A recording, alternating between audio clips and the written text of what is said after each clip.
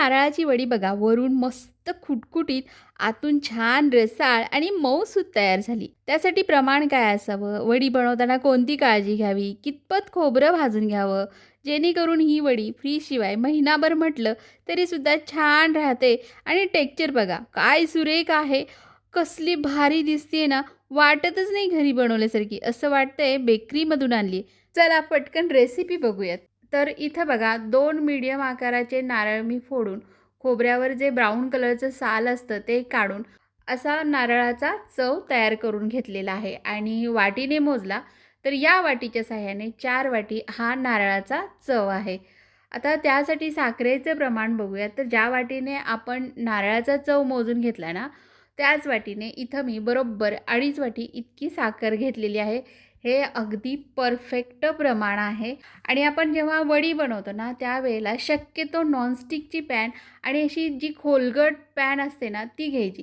Plain pan घेतला तर तो व्यवस्थित हलवता येत नाही. त्यामुळे असं शक्यतो खोलगट पॅन घ्यायचा. आता याच्यामध्ये आपल्याला 1 चमचाभर तूप घ्यायचं आणि तूप चांगलं असं पॅनला पसरवून घ्यायचं, जेणेकरून खोबरं तळाला चिकटणार नाही. आता घेतलेलं संपूर्ण खोबरं मी या पॅनमध्ये काढून घेतलं आणि मीडियम गॅसवरच 1-2 मिनटासाठी हे खोबरं असं आपल्याला परतून घ्यायचं आहे, जेणेकरून खोबऱ्यामधील जो थोडासा ओलावा असतो तो निघून जाईल. 1-2 मिनिटातच बघा खोबरं छान असं सुटसुटीत झालं. याच्यातील मॉइश्चर बऱ्यापैकी उडून गेलेला आहे. आता याच्यामध्ये आपल्याला साखर घालायची आहे. घेतलेली 2.5 वाटी साखर घातली. त्याचबरोबर इथं मी अर्धा ते पाऊण वाटी इतकं साईसकट दूध घेतलेलं आहे. यामुळे वड्यांना खूप छान टेस्ट येते. त्यामुळे शक्यतो साईसकटच दूध इथं वापरायचं आहे.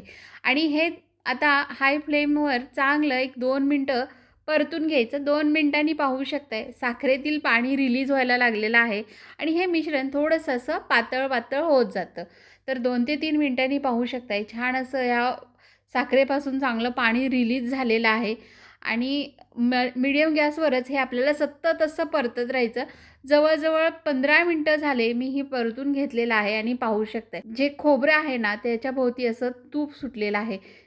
यामध्ये आपण 1 चमचाभर तूप घातलेलं आहे ना, हे सर्व तूप पाहू शकताय खोबऱ्याभोवती सुटलेलं आहे. तोपर्यंत आपल्याला हे मिश्रण परततच राहायचं आहे. तर आता आपण हाताने एकदा चेक करून घेऊया. तर इथं थोडंसं प्लेटवर मी मिश्रण घेतलेलं आहे आणि पाहू शकताय छान अशी गोळी बनते आहे.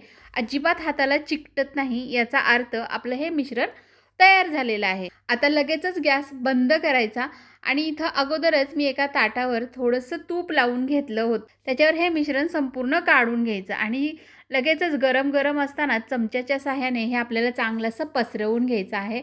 तर पाहू शकताय मी असं छान असं याला चौकोनी आकार दिलेला आहे. वाटीने चांगलं सपाट करून घेतलं. आता याच्यावर सजावटीसाठी मी इथे काही पिस्त्याचे काप लावून घेतलेले आहेत. त्याचबरोबर इथं माझ्याकडं थोड्या सुकलेल्या गुलाबाच्या पाकळ्या होत्या, त्यासुद्धा मी इथं लावून घेतलेल्या आहेत आणि असं चांगलं याला प्रेस करून घ्यायचं, म्हणजे हे वडी कट करताना सुटणार नाहीत. तर पाहू शकताय काय सुंदर दिसते आणि हे गरम गरम असतानाच आपल्याला वड्यांना कट्स लावून घ्यायचे आहेत. कारण थंड झाल्यानंतर वड्या आपण जर कट करायला गेलो तर त्याचा आकार बिघडू शकतो. त्यामुळे हे जेव्हा ओलं मिश्रण असतं ना त्याच वेळेला लगेचच यामध्ये कट मास लावून घ्यायचे. तर मी इथं चौकोनी वडी कट करणार आहे, त्यामुळे अगोदर उभ्या रेषा ओढून घेतल्या, त्याच्यानंतर असं आडव्यासुद्धा लाईन मारून घेतलेल्या आहेत. बघा काय सुंदर ह्या आपल्या वड्या तयार झालेल्या आहेत. आता ह्या वड्या आहे ना पूर्ण थंड करून घ्यायच्या आणि नंतरच काढायच्या, म्हणजे तुटणार नाहीत. तर पूर्ण थंड झाल्यानंतर मी तुम्हाला दाखवते. बघा काय भारी झालेत ना, काय मस्त टेक्स्चर आलेलं आहे. सुंदर तर दिसत आहेत, तेवढ्याच मस्त चवीलासुद्धा झाल्या होत्या. तर तुम्हीसुद्धा या नारळी पौर्णिमेला किंवा रक्षाबंधनला भावासाठी तयार करू शकताय. कशा झाल्या हे कमेंट करून सांगायला विसरू नका. पुन्हा भेटूयात नवीन रेसिपीसोबत. तोपर्यंत मस्त खा आणि स्वस्त राहा. धन्यवाद.